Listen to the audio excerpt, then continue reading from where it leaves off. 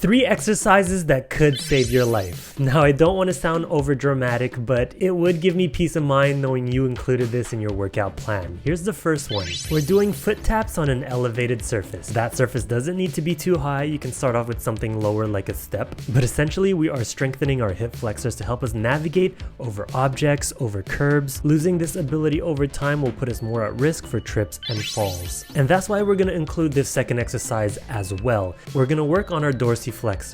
This is your ability to lift your foot off the ground, again preventing trips. Combining it with the previous exercise, you're going to navigate your environment a lot more safely.